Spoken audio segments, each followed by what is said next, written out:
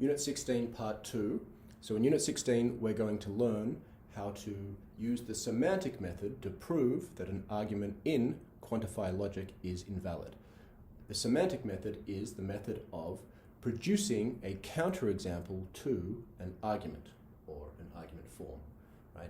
Producing a counterexample, that is an interpretation of the argument whereby the premises are true and the conclusion is false.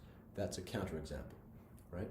So to prepare us for that lesson in quantify logic, which will require, so we're going to use the, and you will be tested only on, the model universe method. You'll be asked in the exam to use the model universe method to show this argument, not this, the one in the exam, this argument is invalid, right?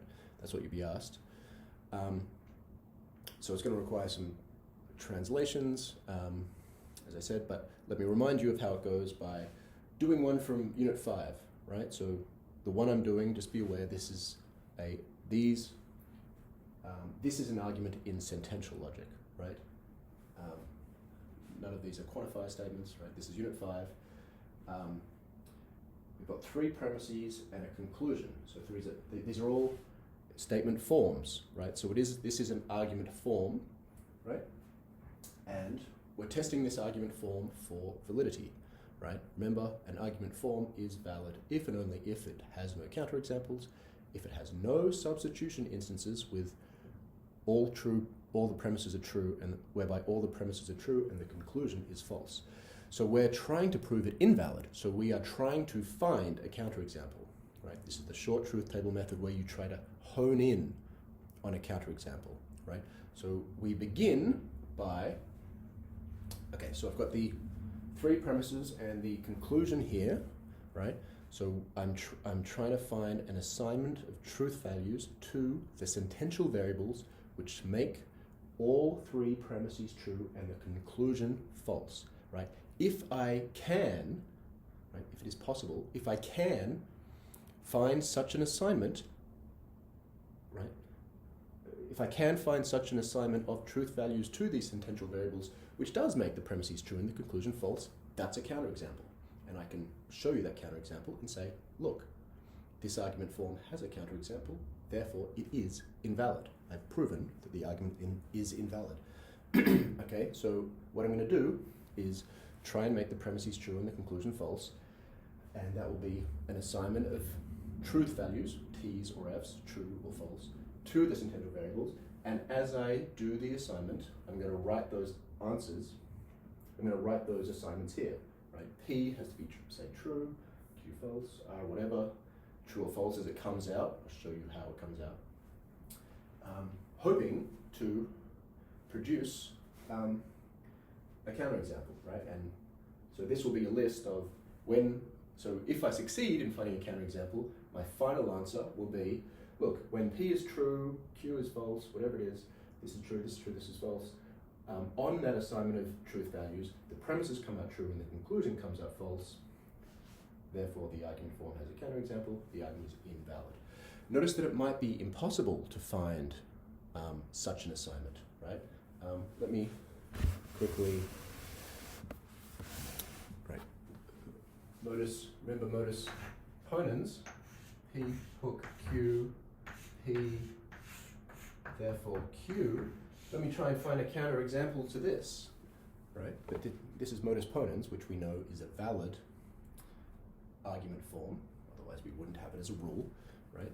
But if I try to find a counterexample to this, let me list all my sentential variables, P, Q, that's all of them, right?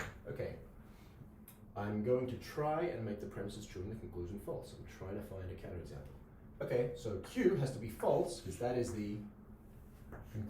that's the conclusion. A counterexample has to have its conclusion false. So a counterexample is all true premises and a false conclusion, right? So Q has to be false, but look, all the premises have to be true, which means this has to be true, right? The P hook Q, the truth value for the major operator, that has to be true, but also P has to be true. notice that it is not possible for me to assign truth values to the sentential variables to produce a counterexample. I can't assign truth values to these sentential variables which make the premises true and the conclusion false. Why not? First premise has to be true, which means the conditional has to be true, and if the consequent is false, the only way to make the conditionals true is to make the antecedent false. Because if this is true, then we'd have T hook F, which is F, and my first premise would be false. And if I have any premise which is false, it's not a counterexample. Because a counterexample is what? All the premises true, and the conclusion false. But if I make P false, P is false, the second premise is P. It's, right, what have I shown? That it's not possible to assign truth values to the sentential variables in modus ponens such that the premises come out true and the conclusion comes out false. Good, right? Because it's a valid argument form, and that's the result you get for valid argument forms.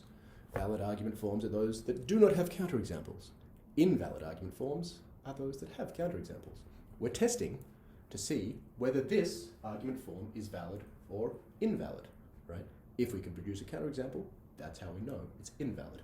If we fail to produce a counterexample and we exhaust all possible attempts or possible ways of assigning truth values to these, such that if we exhaust all possible attempts to get a counterexample and fail on every possible attempt, we should be able to conclude, we can conclude, that the argument form is valid. Because we can say there's no possible assignment of truth values to the sentential variables whereby the premises come out true and the conclusion false. So this argument form doesn't have any counterexamples. That is what it is to be valid. That's what it means to say it's not possible for the premises to be true and the conclusion false. I've shown that. That would be a counterexample, right? Okay. So how do you go about doing this? How do you go about assigning truth values to the premises and conclusion to make the premises true and the conclusion false? Okay, so you sort of know where you're going to be putting T's and F's all over the place, right? Now, what is the first premise? Its major operator is a hook. So that has to be true, right? Somehow that hook has to come out true, right? I'm not going to write anything here or here because I've got a few options. There are various assignments of truth values to the P, the Q, the R, and the S that make this true. Way too many, right? But you know that hook has to come out true. Every premise has to be true. So this one also has to be true, right? And this one also has to be true. So even here, I'm not going to go and assign truth values to S and T yet. Why not? Because there are two possibilities, right? There are two ways to make S biconditional T true.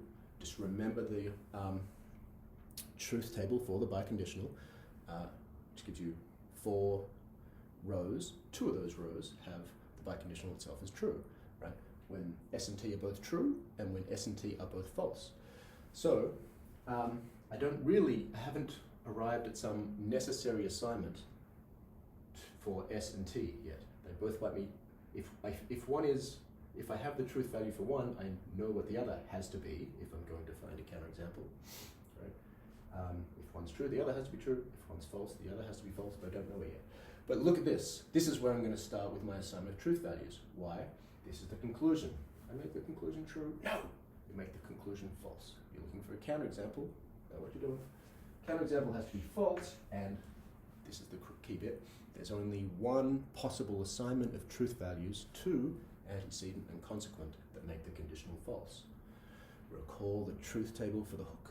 It's true in 3 of the 4 cases, and false only when P is true and T in this case is false, right? So what have I determined? That if I'm going to find a counterexample, that counterexample is going to have P true and what? T false, right? They are, those truth values, P and T, are as it were locked in, right? Any possible counterexample has P true and T false. Why? This is the conclusion. A counterexample has a false conclusion. The only way to make this conclusion false, this formula false, this formula which is the conclusion false, is false antecedent true consequent. Okay, so P is true, T is false. You go back and you put these assignments wherever P and T appear. Yes? So, because this has to be a consistent assignment of truth values. Right? So T is false here, so T is false here, and T appears here, it's false. We have P is true, P's over here, so that's true. And it's also over here, so that's true. Okay, and what I want to do now is determine the truth values of the sentential variables where my assignment is necessitated. Right? If I'm going to find a counterexample, what are necessary assignments? That's exactly what I did in starting here. Right? If you had a premise which was a conjunction, right, you might start there. The conjunction is P and Q. That'll be a good place to start because there's only one way for a conjunction to be true. P and Q both have to be true. If one of them is false, that's false. So that's if you had a premise which is a conjunction, right? Because, again, counterexample, all true premises, false conclusion. If you've got a conditional which is a conclusion, that's a good place to start. Right. Continue in a moment.